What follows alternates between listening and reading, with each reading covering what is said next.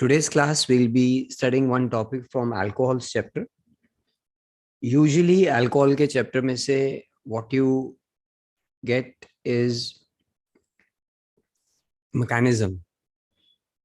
So in today's class we are doing those mechanisms itself.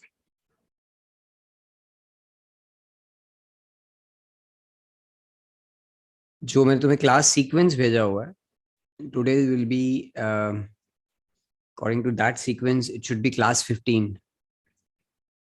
मैंने तुम्हें बीच में आगे पढ़ाया था. We left this class, so today's class 15. Suppose you have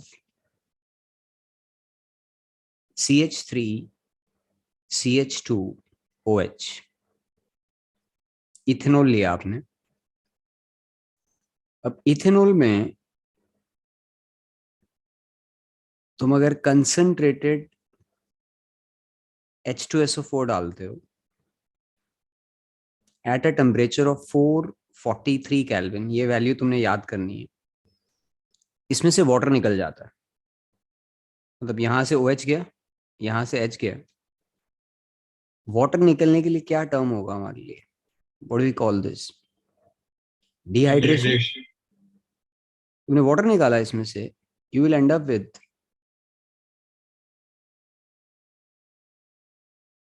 alkene.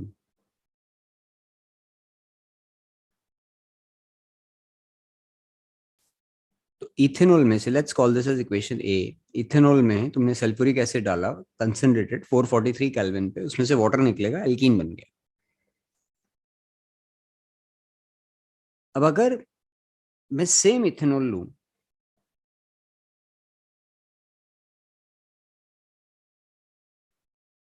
and I use sulfuric acid but at a slightly lower temperature,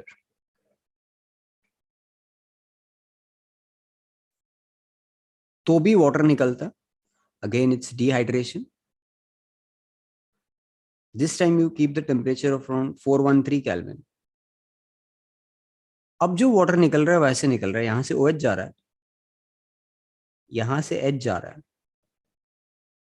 तो तुम्हारे पास CH3, left से लिख रहा हूं मैं, CH3 CH2 O CH2 CH3 आ जाएगा. This is ether. यहां पे बन रहा था एल्कीन, नीचे बन रहा है ईथर. दोनों केस में डिहाइड्रेशन हो रहा है.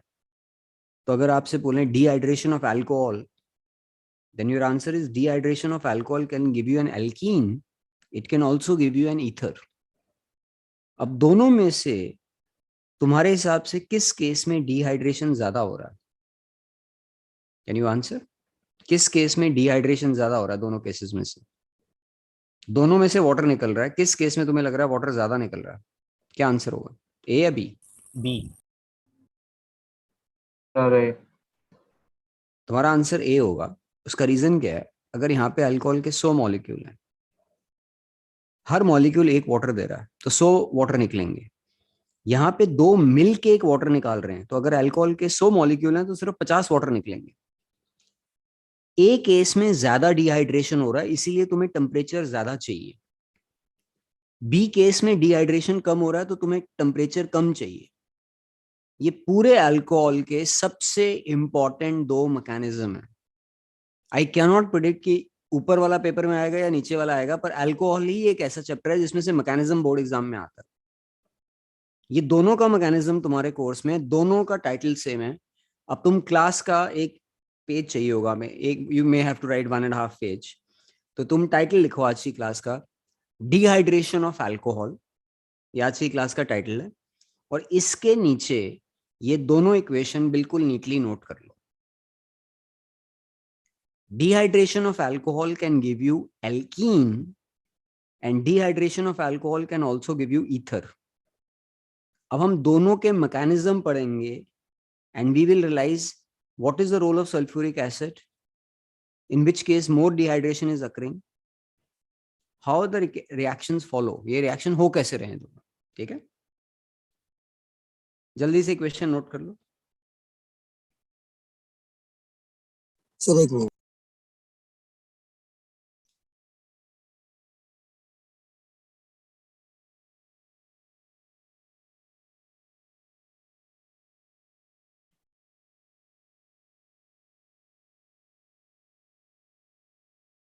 फर्स्ट इक्वेशन नोट कर लिया सबने, द फर्स्ट वन, ए वाला नोट हो गया सबसे। थोड़ा स्क्रॉल कर लूं मैं, so I just come at this point. देखो, dehydration of alcohol to alkene, इसका हम मैकेनिज्म पढ़ रहे हैं। I am just repeating the equation. ये इक्वेशन थी CH3OH, CH3CH2OH, इसमें हमने डाला सल्फ्यूरिक एसिड। आपने याद करना टेम्परेचर बोर्ड एग्जाम के लिए 443 केल्विन पे एल्कीन बना, साथ में वाटर गया। इसका अब हम मैकेनिज्म पढ़ रहे हैं। टाइटल लिखो, mechanism of dehydration of alcohol to alkene. This should be your title, mechanism of dehydration of alcohol to alkene. अब मैं यहाँ पे मैकेनिज्म लिख रहा हूँ, आपने नोट नहीं करना। मैंने तुम्हें स्टेप्स लिखवाने हैं कि स्टेप के आगे क्या लिखना है। तो अगले 5-7 मिनट तक तुमने सिर्फ समझना है, जो नोट करना है मैं आपको बता रहा हूँ। अब तुम थोड़ा ध्यान से फोकस करना। टाइटल लिख लिया सबने, dehydration of alcohol to alkene, ठीक है। yes, अब इसका स्टेप 1, अब तुम कुछ नोट नहीं करना है, अब तुम सिर्फ स्क्रीन पे ध्यान से फोकस करके पढ़ो। स्टेप 1 में तुम इसमें सल्फ्यूरिक एसिड यूज कर रहे हो, which is one of the strongest acids. Acid H+ देता है, ये अल्कोहल है। O के पास लास्ट शेल में 6 इलेक्ट्रॉन होते हैं, 2 बॉन्ड बनाता है वो, तो O has 2 lone pair of electrons. Sulphuric acid ने H+ दिया। H+ is a proton, H+ को प्रोटॉन बोलते हैं। O can use its lone pair of electrons to accept a proton. Coordinate bond बना रहा है, इसमें इलेक्ट्रॉन दोनों O के होंगे बॉन्ड में, और H के साथ बॉन्ड बन जाएगा उसका। मैकेनिज्म में हमेशा चार्ज का बहुत ध्यान रखना होता है। ये चीज इलेक्ट्रिकली न्यूट्रल है, इस पे एक पॉजिटिव अटैक कर रहा है। So you have to think, अगर एक न्यूट्रल चीज पे पॉजिटिव अटैक करेगा, कहीं ना कहीं पॉजिटिव तो आएगा। Neutral plus positive has to give you positive. तो इसमें क्या होगा, CH3 CH2O, इसके 2 लोन पेयर में से एक लोन पेयर ने H के साथ बॉन्ड बना दिया, तो इस पे पॉजिटिव चार्ज आ जाएगा, और ये कोऑर्डिनेट बॉन्ड है।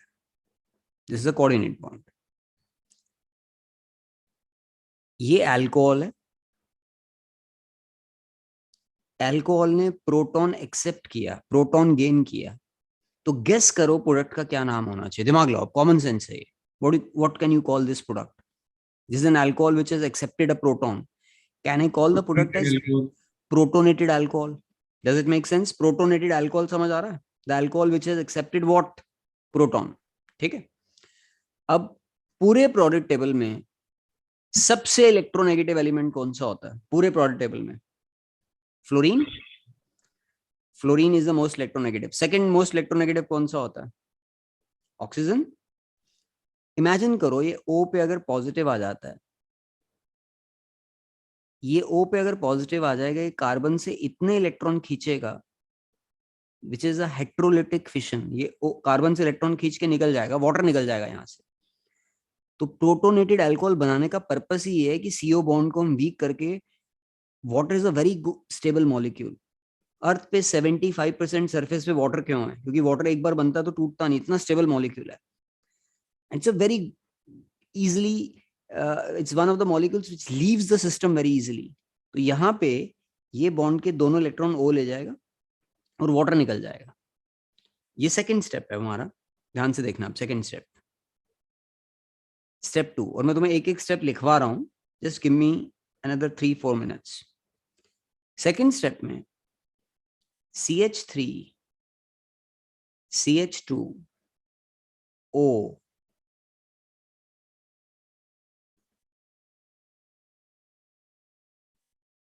ये प्रोटोनेटेड अल्कोहल है। ओ दोनों इलेक्ट्रॉन लेके चला गया, ये दोनों इलेक्ट्रॉन ओ लेके ले लिए उन्हें, हेट्रोलिटिक फिशन। तो कार्बन पे पॉजिटिव आ जाएगा। If carbon carries a positive charge, you have studied this is called carbocation. पढ़ा हुआ सबने, बताया था आपको। Yes. Yes. और साथ में क्या निकल जाएगा? वाटर।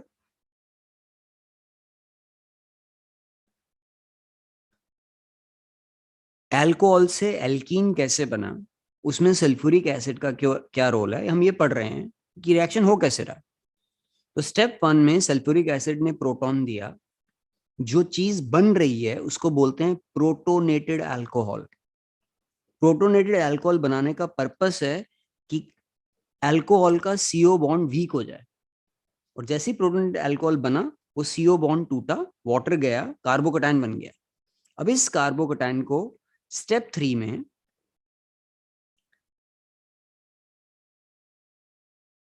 ये कार्बोकटायन जो ऊपर बना, मैं इसी को लिख रहा हूं पर मैं एक्सपैंड करके लिख रहा हूं, ध्यान से देखो। CH3 CH2 प्लस है, तो CH3 CH2 प्लस, ये कार्बोकटायन स्टेबल नहीं होता, ये दोनों ये वाले इलेक्ट्रॉन यहां खींच लेता है।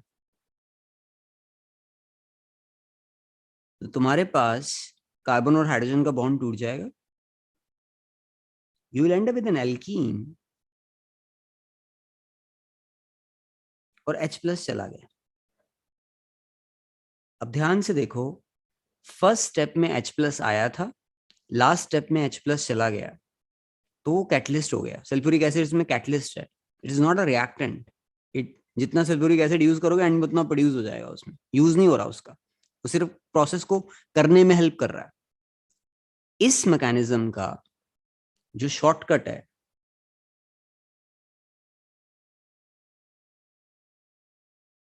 पहले स्टेप में H+ आएगा, लास्ट स्टेप में H+ जाएगा, और बीच वाले स्टेप में वाटर जाएगा। ध्यान से देखो, बीच वाले स्टेप में वाटर जा रहा है, तो नेट शेल वाटर ही जा रहा है। क्लास का टाइटल ही आज का डिहाइड्रेशन ऑफ अल्कोहल। डिहाइड्रेशन का मतलब किसको जाना है? वाटर को जाना है। तो मैकेनिज्म का शॉर्टकट में याद करना, H+ आएगा, वाटर जाएगा, H+ जाएगा। अब तुम लिखो स्टेप 1, तुमने टाइटल दिया हुआ है dehydration of alcohol to alkene, उसके मैकेनिज्म में लिखो स्टेप 1, उसके आगे लिखो formation of protonated alcohol. Step 1 में बच्चा लिखो फॉर्मेशन ऑफ प्रोटोनेटेड अल्कोहल, और ये पहली इक्वेशन उसके नीचे नोट कर लो, ये वाली इक्वेशन नोट कर लो जिसमें मैंने टिक किया।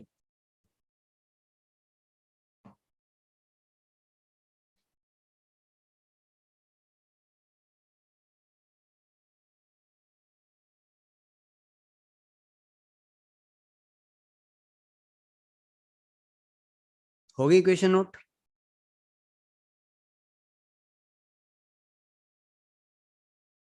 Yes, sir. Yes. स्टेप 2 लिखो, उसके आगे लिखो स्टेप 2 लिखो, उसमें लिखो formation of carbocation by removal of water. Step 2 है formation of carbocation by removal of water.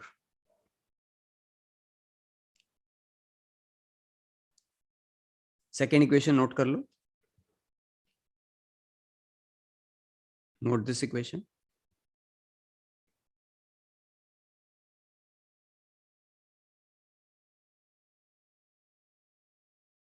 अब ये सोचो, प्रोटॉन H प्लस अगर आ रहा है तो हम उसको बोलते हैं प्रोटोनेशन। अगर H प्लस जा रहा होगा तो क्या बोलोगे? कहीं से H प्लस जा रहा होगा तो क्या बोलोगे? डी प्रोटोनेशन वर्ड समझ आता है? D protonation. डी का मतलब क्या होता है? हट रहा है वो वहां से। Are you clear with this? Step 3 लिखो, deprotonation of carbocation to form alkene। Step 3 में लिखो deprotonation of carbocation to form alkene।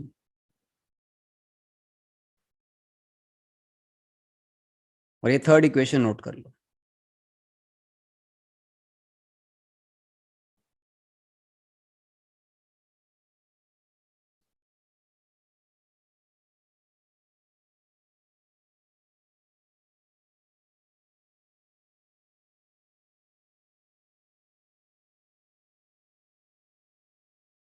हो गया? ये नोट हो गया third equation?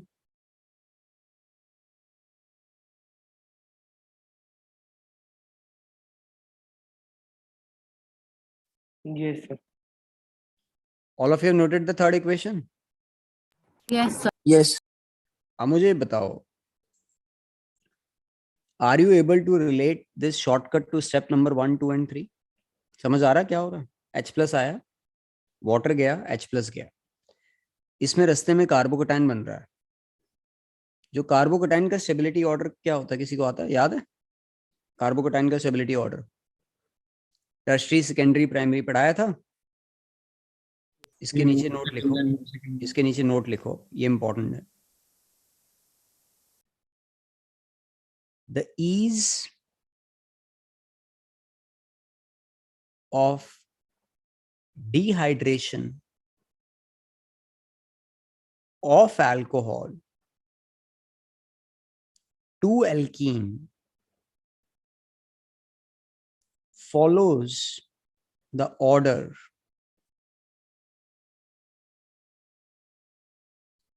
tertiary is greater than secondary is greater than primary।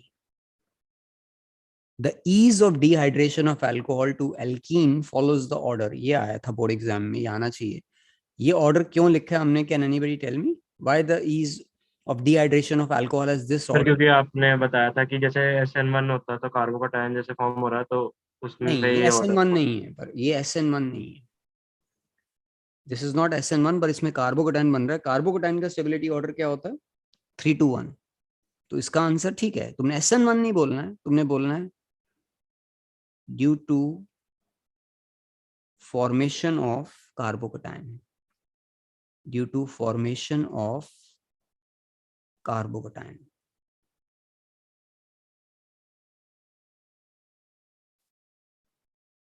किस alcohol को डिहाइड्रेट करना सबसे आसान होगा? तुम्हारा आंसर है टर्शरी, क्योंकि उसका कार्बोकेटाइन सबसे जल्दी बनेगा। जिसका रास्ता स्मूथ होगा वो रिएक्शन जल्दी हो जाएगा। ये पॉइंट समझ आ रहा है आप लोगों को? Yes, sir. ये नोट कर लो जो मैंने यहाँ लिखा है। एनसीईआरटी निकालो। आई am just opening my book, give me a second. इसमें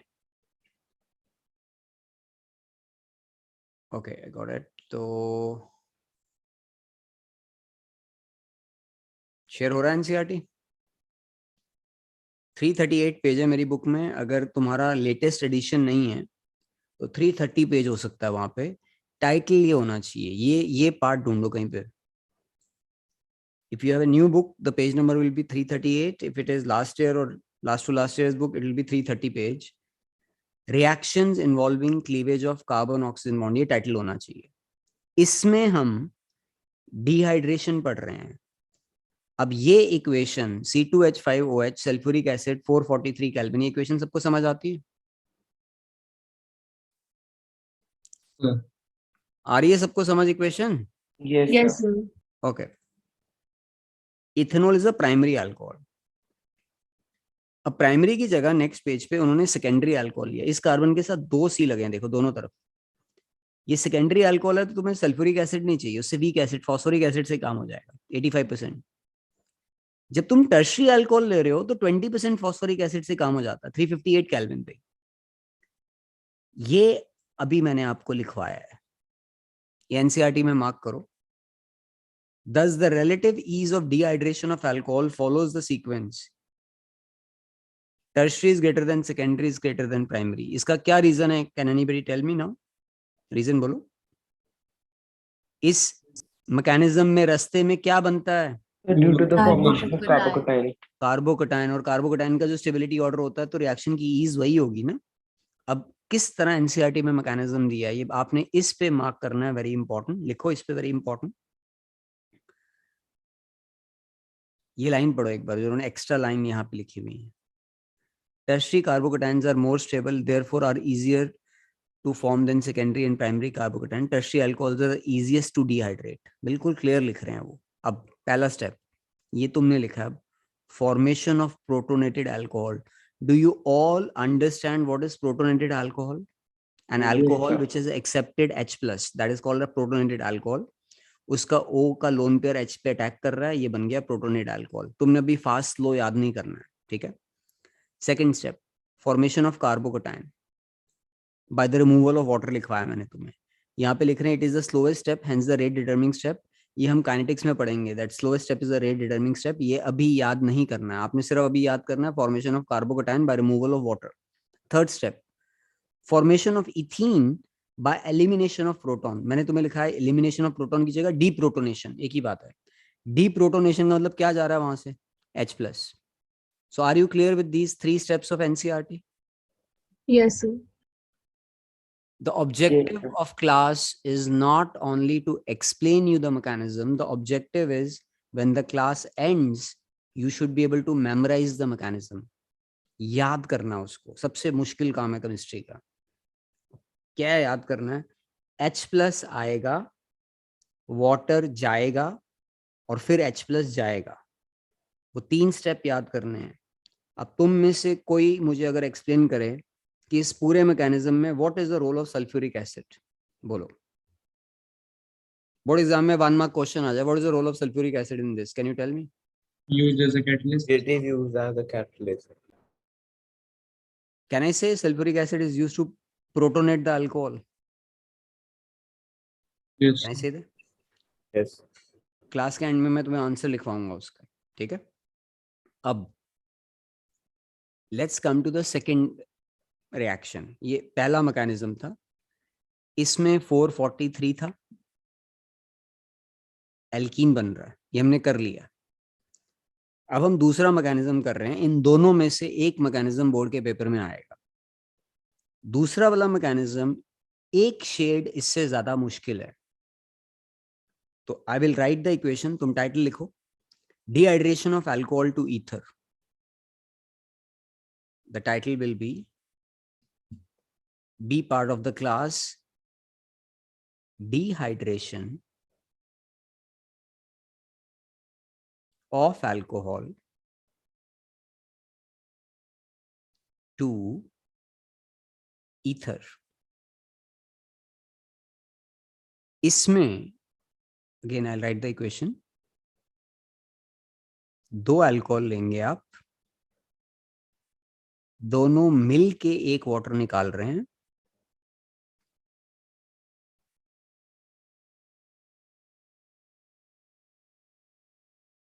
तुमने यूज किया कंसंट्रेटेड H2SO4 413 केल्विन, इसमें टेम्परेचर 30 केल्विन कम है, ये बना ether.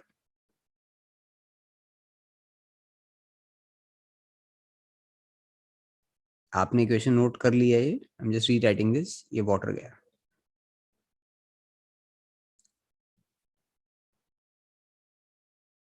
This is very important, दोनों मैकेनिज्म अच्छी तरह आने चाहिए। अब इस मैकेनिज्म का स्टेप 1 सेम है उसके साथ, तो what I am doing, I am just copying this, instead of rewriting this I'll just copy this and paste it there।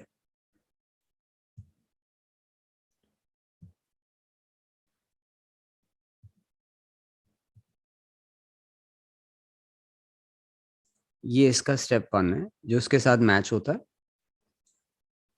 क्या लिखोगे इसमें, क्या बन रहा है बोलो?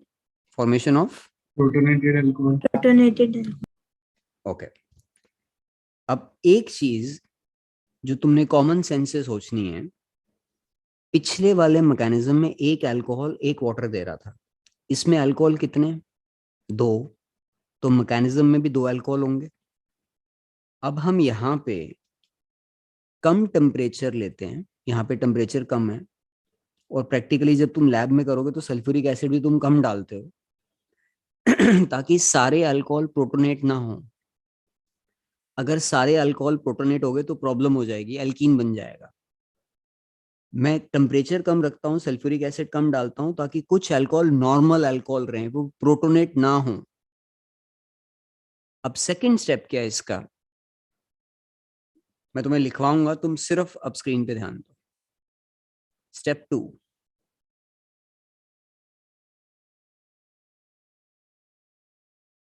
ये अल्कोहल प्रोटोनेट हो चुका है, उसके अंदर एक ऐसा अल्कोहल है जो प्रोटोनेट नहीं हुआ है, जो नॉर्मल अल्कोहल है। इस अल्कोहल ने प्रोटॉन एक्सेप्ट नहीं किया अभी तक, क्योंकि सल्फ्यूरिक एसिड भी कम डाला हमने, टेम्परेचर भी कम रखा है। ये अल्कोहल प्रोटोनेटेड अल्कोहल पे अटैक करेगा। ध्यान से देखना, अब ये न्यूक्लियोफाइल की तरह यहां पे अटैक करेगा इस कार्बन पे। इस कार्बन के पहले से 4 बॉन्ड हैं, जब ये हिट करेगा यहां से वाटर चला जाएगा। एक न्यूक्लियोफाइल आके दूसरे को हटा रहा है। SN2 में मैंने क्या शॉर्टकट बताया था, SN2 याद करो, 2 चीजें लिखवाई थी उसके नीचे, क्या था वो? Pentavalent and fight. यहाँ फाइट हो रही है, नॉर्मल अल्कोहल वाटर को हटा रहा है, आके हटा रहा है, फाइट हो रही है। ये SN2 से हो रहा है, SN2 से वो आएगा फिर वो जाएगा। तो इसमें क्या बनेगा, आप ध्यान से देखो यहाँ पे। मैं यहाँ लेफ्ट से लिखना शुरू कर रहा हूँ, from I am starting from this point. ध्यान देना अब थोड़ा, सबसे मुश्किल स्टेप यही है, दोनों मैकेनिज्म मिला के। लेफ्ट से लिख रहा हूं मैं, CH3 उसके साथ CH2 लगा हुआ है, इस O ने अटैक किया है, अपना लोन पेयर यूज किया है, तो इस O के पास अब एक लोन पेयर रह जाएगा, और इसके साथ एक H भी लगा हुआ, और इस O ने अटैक किया है CH2 पे, तो CH2 CH3 और साथ में बना water. O 2 lone pair H और H। ध्यान से देखो, ये आया और वो गया, वाटर गया, यहां से ये वाला हेट्रोलिटिक है, दोनों इलेक्ट्रॉन वो लेके चला जाएगा। हेट्रोलिटिक फिशन समझ आता है सबको, दोनों इलेक्ट्रॉन एक ले जाएगा। तो नॉर्मल अल्कोहल आया, ये नॉर्मल अल्कोहल है, और इस नॉर्मल अल्कोहल ने किस पे अटैक किया है, ये कौन सा अल्कोहल है? Protonated alcohol. ये पॉइंट समझ आ रहा है आप लोगों को कि नहीं आ रहा? यस। तो क्या normal alcohol is acting like what, nucleophile और व्हाट, क्या लिखेंगे पेपर में अगर ये SN2 है? SN2 क्या होता है? Nucleophilic substance. तो ये न्यूक्लियोफाइल की तरह एक्ट कर रहा है, और इस न्यूक्लियोफाइल को हटा रहा है, वाटर को हटा रहा है। ये आया और वो गया, SN2 से हो रहा है ये, ठीक है। अब लास्ट स्टेप है इसका, उसके बाद तुम नोट कर लोगे, मैं तुम्हें लिखवा रहा हूं। उसके बाद स्टेप 3 देखो, बहुत आसान है ये। H+ को क्या बोलते हैं? H+ को प्रोटॉन। प्रोटॉन। अब मैं जो बना रहा हूँ, ये मैं उसका यहाँ पे, सॉरी ये प्लस होगा, आई सॉरी फॉरगॉट, यहाँ पे प्लस लगा हुआ। O lone pair plus H CH2 CH3, इसमें ईथर के साथ क्या एक्स्ट्रा लगा हुआ है, सोचो, दिमाग लगाओ। H+ गया, O ने, O पॉजिटिव, उसने H से इलेक्ट्रॉन रख लिए, आ गया ईथर। H+ गया, H+ फिर से कैटलिस्ट है। अब इसका शॉर्टकट सोचो क्या हो रहा है, H+ आया, वाटर गया, H+ गया। शॉर्टकट भी दोनों का सेम है। द ओनली डिफरेंस है उसमें एक अल्कोहल लेना है, इसमें 2 अल्कोहल लेने हैं, इसमें कार्बोकेटाइन नहीं बनेगा। अब ये तुमने लिखा है dehydration of alcohol to ether, इसमें स्टेप 1 में लिखो, स्टेप 1 लिखो, उसके आगे लिखो सेम है, formation of protonated alcohol, formation of protonated alcohol.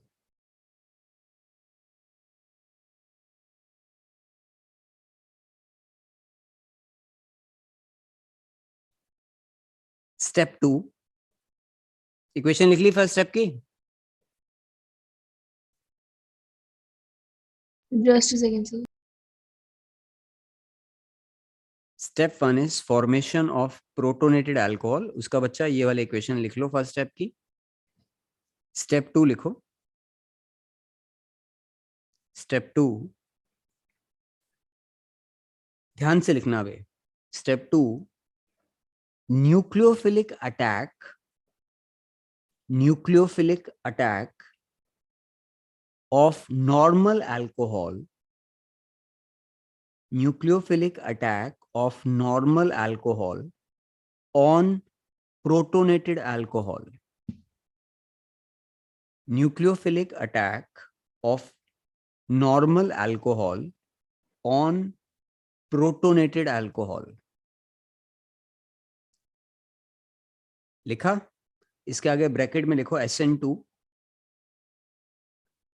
और आगे लिखो leading to removal of water, leading to removal of water.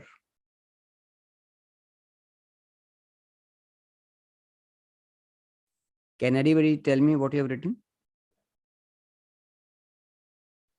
Nucleophilic attack of normal alcohol on protonated alcohol bracket SN2 leading to removal of H2। Perfect. ये second equation note कर लो, note the second equation. बिल्कुल ध्यान से करना, try करो कि जो arrow मैंने बनाया वो एरो भी बना लो तुम, थोड़ा याद रहेगा उससे।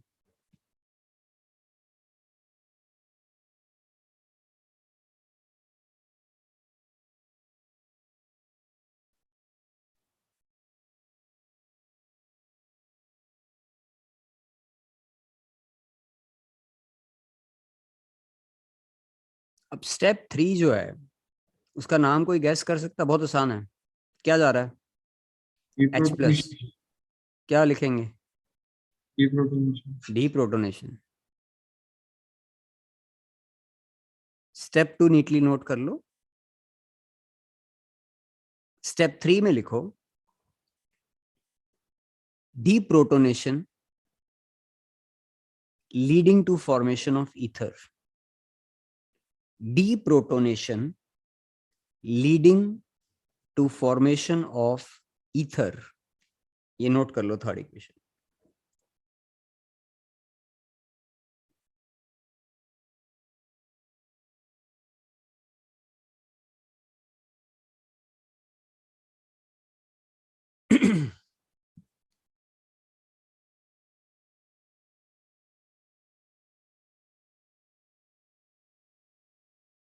हो गया नोट?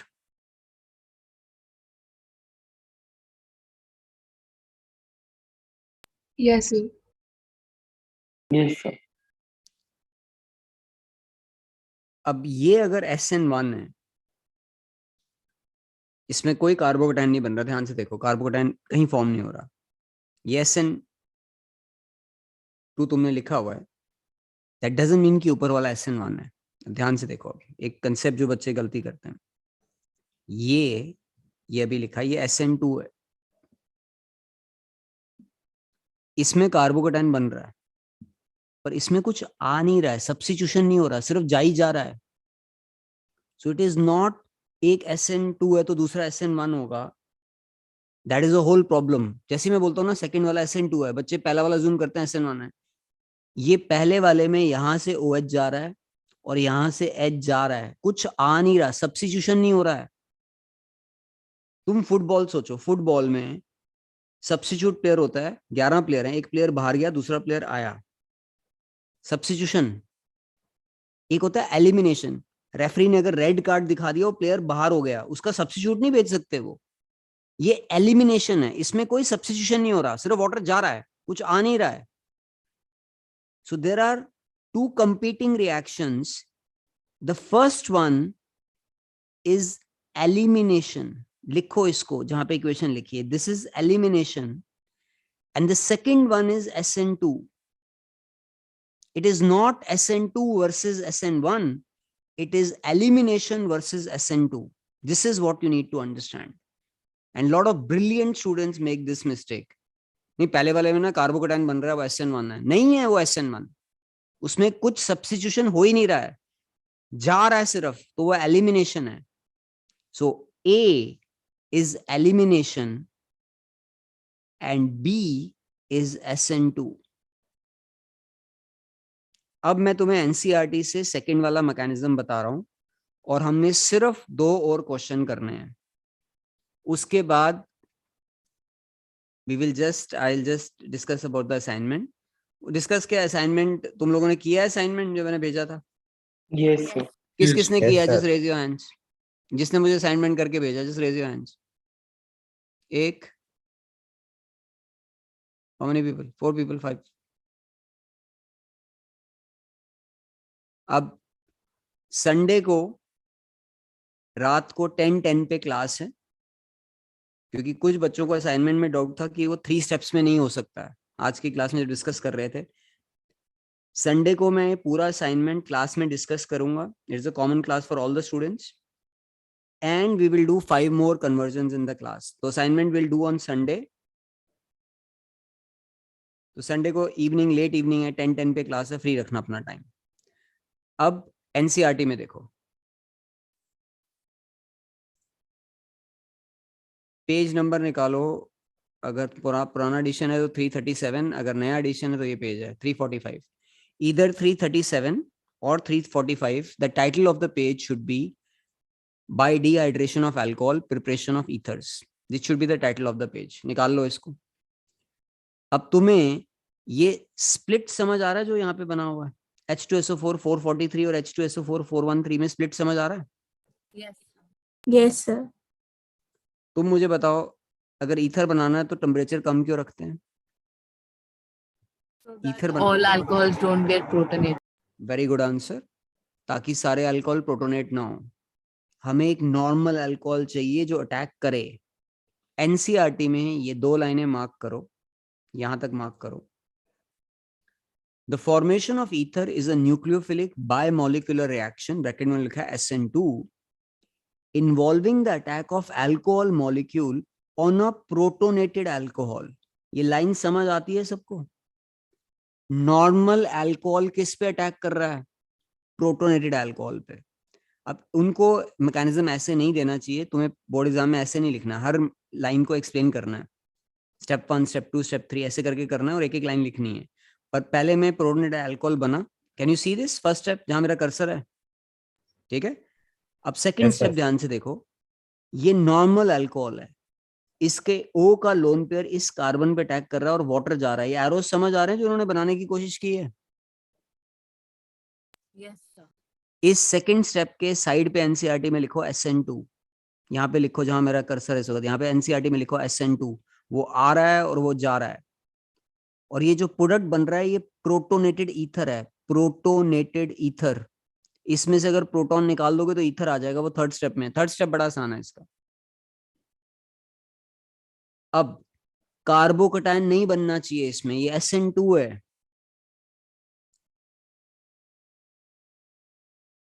अगर तुम सेकेंडरी या टर्शियरी अल्कोहल लोगे तो ईथर बनाना ऑलमोस्ट इम्पॉसिबल है. क्यों? ये क्वेश्चन लिखो. अब क्वेश्चन लिखो. 2 क्वेश्चन करने हैं तुमने, अब उसके बाद क्लास खत्म है. पहला क्वेश्चन लिखो, एक्सप्लेन वाई, और ये लिख लो आगे जो मैं हाईलाइट कर रहा हूं, ये आगे लिख लो. Explain why dehydration of secondary and tertiary alcohols to give corresponding ethers is unsuccessful. Question पे इंपॉर्टेंट मार्क कर लो.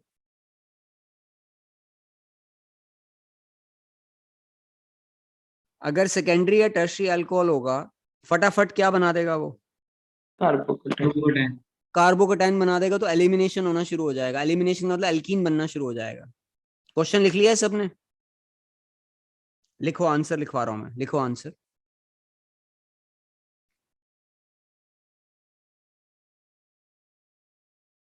The carbocation of secondary and tertiary alcohols is very stable.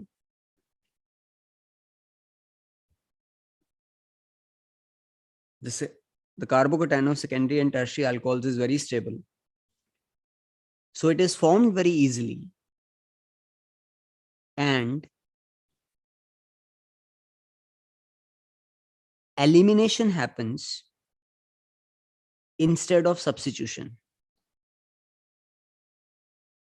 The carbocation of secondary and tertiary alcohols is very stable, so it is formed very easily.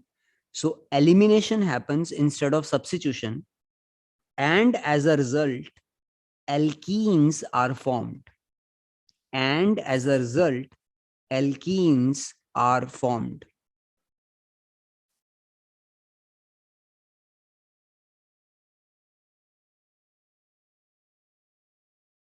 ये आया समझ?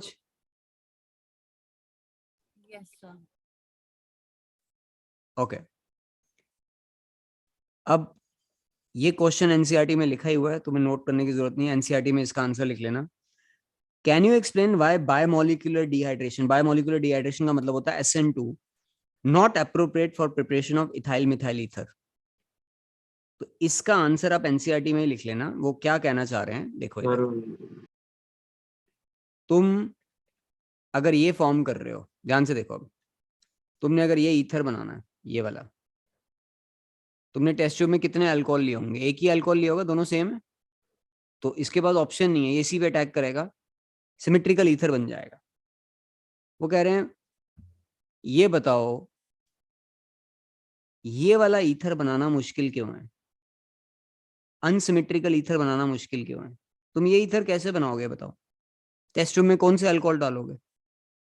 Ethanol डालोगे, और साथ में क्या डालोगे? मिथेनॉल। आ रहा है समझ पॉइंट? अब तुम एक्सपेक्ट करोगे कि ये दोनों मिलके वाटर निकाल दें, पर इथेनॉल अगर मिथेनॉल डालोगे तो इथेनॉल इथेनॉल के साथ भी रिएक्ट करेगा और मिथेनॉल मिथेनॉल के साथ भी रिएक्ट करेगा, तो एक की जगह कितने प्रोडक्ट आ जाएंगे? 3. 3।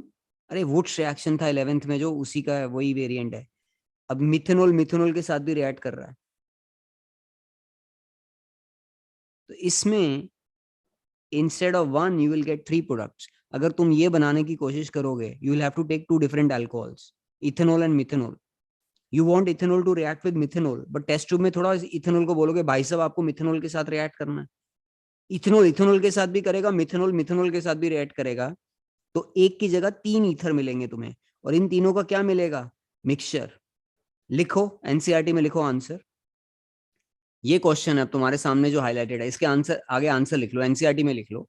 Can you explain why bimolecular dehydration not appropriate for preparation of ethyl methyl ether? लिखो because in this case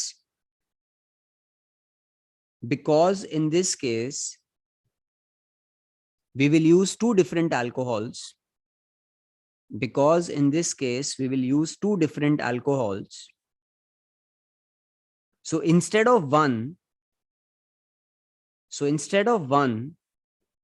we will get a mixture of 3 products.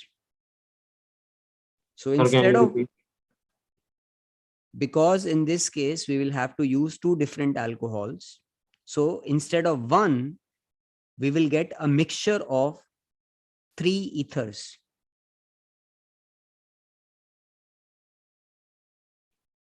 Because in this case we will have to use 2 different alcohols, so instead of 1 we will get a mixture of 3 ethers. Ethyl methyl ether बनाने जा रहे हो, di ethyl ether भी बन जाएगा और di methyl ether भी बन जाएगा साथ में। तुम इथेनॉल और मिथेनॉल दोनों यूज करोगे, तो इथेनॉल इथेनॉल के साथ भी जुड़ेगा, मिथेनॉल मिथेनॉल के साथ भी जुड़ेगा, और इथेनॉल मिथेनॉल के साथ भी जुड़ेगा, तो 3 प्रोडक्ट आने शुरू हो जाएंगे। ठीक है, आज की क्लास का लास्ट नोट, वो तुम्हें पूछ लें सल्फ्यूरिक एसिड का यूज क्या होता है। रोल ऑफ H2SO4, ये बोर्ड एग्जाम में आने का बड़ा चांस है question. Role of H2SO4 in dehydration. बोलो, दोनों मैकेनिज्म पढ़ लिए, क्या आंसर होगा? Used as a catalyst to form protonated alcohol. उससे एक लेवल ऊपर सोचो, प्रोटोनेटेड अल्कोहल क्यों बना रहे हो तुम? Why you are trying to create protonated alcohol? ये अल्कोहल है। दोनों मैकेनिज्म का फर्स्ट स्टेप सेम था, ये अल्कोहल है। तुमने जो सल्फ्यूरिक एसिड डाला वो प्रोटोनेटेड अल्कोहल बना रहा है। मेरा सवाल है, तुम प्रोटोनेटेड अल्कोहल क्यों बना रहे होगे? Can you answer that? क्यों बनाया प्रोटोनेटेड अल्कोहल? ये बॉन्ड नहीं टूट सकता अल्कोहल का, बड़ा मुश्किल है इसको तोड़ना, इतना स्ट्रॉन्ग बॉन्ड होता है CO का। तुमने O को प्रोटोनेट करके O पे पॉजिटिव चार्ज लिया है, तो अब ये बॉन्ड वीक हो जाएगा। अब यहाँ पे हाइड्रोलिटिक फिशन होगा और वाटर चला जाएगा। तो एसिड डालने का क्या फायदा हुआ? दिमाग लगाओ, नेट फायदा क्या हुआ? To remove H plus. No, to weaken CO bond.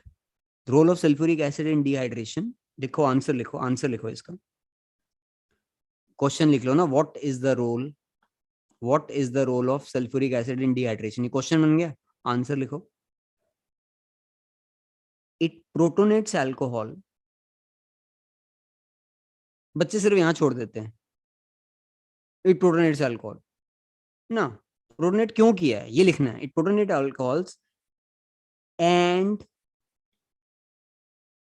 Weakens CO bond. हमारा पर्पस है CO बॉन्ड को वीक कर देना।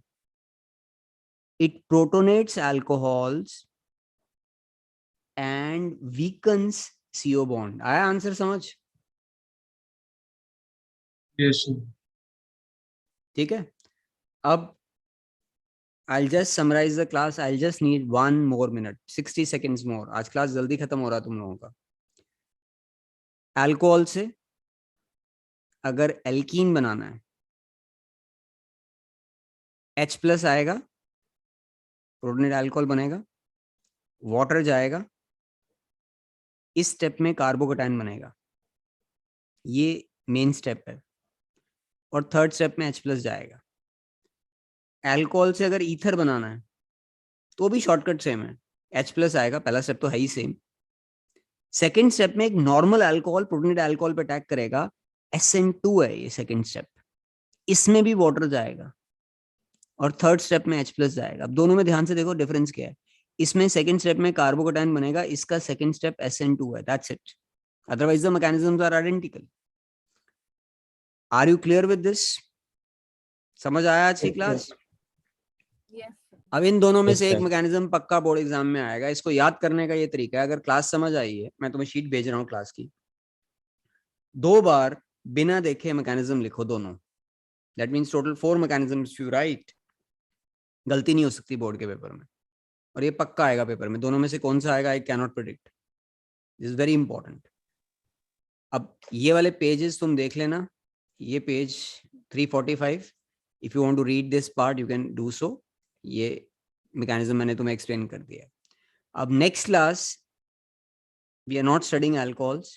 नेक्स्ट क्लास एल्डिहाइड और कीटोन्स का एक टॉपिक पढ़ेंगे, मैकेनिज्म का, NAR, nucleophilic addition reaction. That is one of the toughest classes that you will be studying.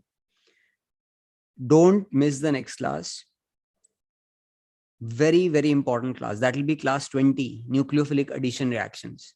वो एल्डिहाइड और कीटोन्स का लास्ट टॉपिक है ऑलमोस्ट। मैकेनिज्म पढ़ेंगे उसमें हम।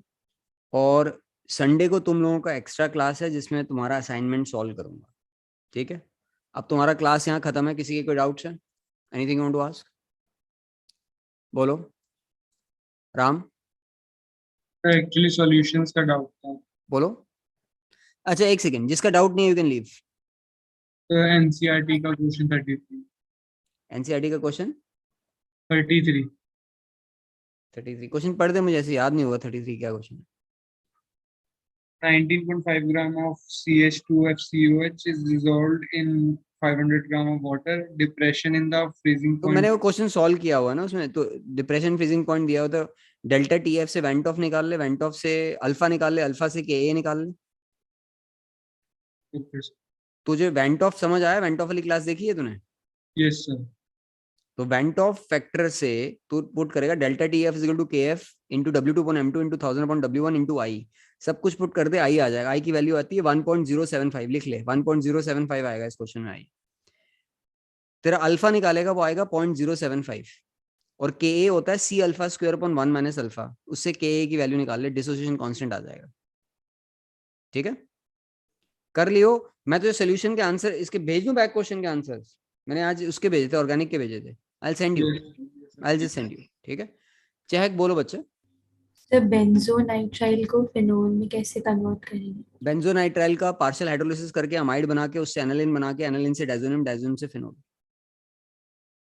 Okay sir. नाइट्राइल से अमाइड, अमाइड से हॉफमैन ब्रोमाइड से एनालिन, एनालिन से डायजोनियम, डायजोनियम से फिनोल। ठीक है, और बोलो, और कोई डाउट किसी का? सर मेरा एक डाउट था सर, जैसे फीडल क्राफ्ट है हाँ हाँ। हमारा, उसका बेन सर उसका फीडल क्राफ्ट होता है तो सर हमारा ऑर्थो पे और पैरा पे बनता है। तो जो किस में? पैरा पे जो सर जैसे OCH3 और मतलब हाँ किसी बेंजीन भी, के ऊपर लगा। ठीक है, फेयर हाँ, ना। हाँ हाँ, तो वो उस पे सर मेजर प्रोडक्ट हमेशा पैरा का क्यों होता है, मतलब दो ऑर्थो का रीजन होते हैं माइनस? इसके, दो रीजन। पहला, पैरा पे स्टेरिक एंट्रेंस नहीं होती है, तो एक बड़ा ग्रुप लगा, ऑर्थो पॉइंट्स हाइड हो जाएंगे उससे। ठीक है, यस सर। पैरा पे आना आसान होता है कि पैरा पे स्टेरिक एंट्रेंस नहीं होती है। और दूसरा, यूजुअली पैरा तक इंडक्टिव इफेक्ट नहीं होता। इंडक्टिव इफेक्ट क्या करता है? डीएक्टिवेट कर देता है उस पॉइंट को। इंडक्टिव इफेक्ट डिस्टेंस से होता है।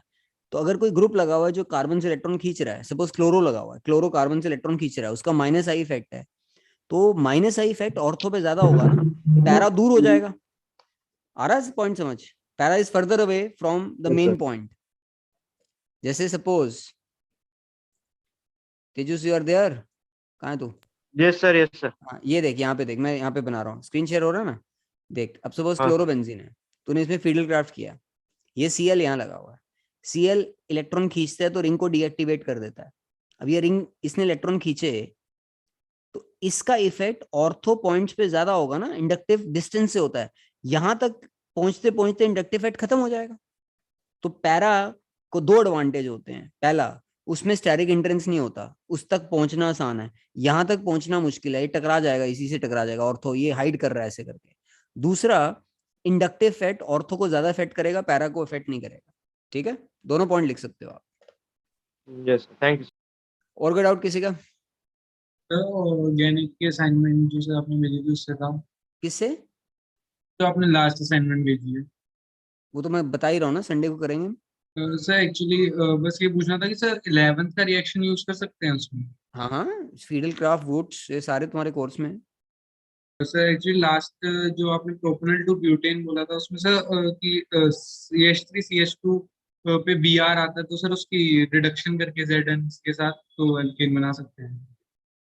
बना सकते हो, बट थोड़ा 12th के रिएक्शन ज्यादा ध्यान दो उस पर। 12th के, मैं 12th के थ्रू ही करूंगा, 11th नहीं चाहिए होगा मुझे।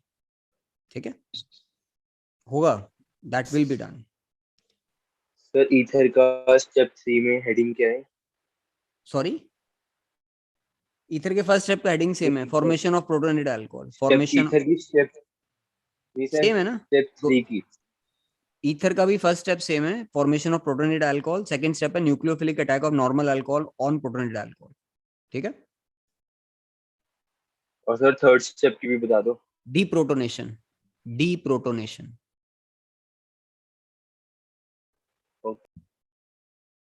और कोई डाउट किसी का? ओके देन, सर एक बार प्लीज फर्स्ट क्वेश्चन जो दिया था, explain why the dehydration of secondary and tertiary alcohols. Secondary या टर्शियरी अल्कोहल होगा तो फटाफट कार्बोकेटाइन बना देगा। अगर कार्बोकेटाइन बन गया तो एलिमिनेशन शुरू हो जाएगा। कार्बोकेटाइन जैसे ही बनेगा, उसमें से वाटर निकल गया तो एल्कीन बनना शुरू हो जाएगा।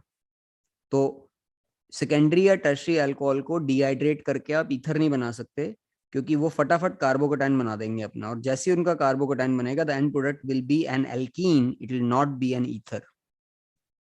ठीक है, okay okay then, good night, thank take you. Care, bye Thank you, bye sir. Bye.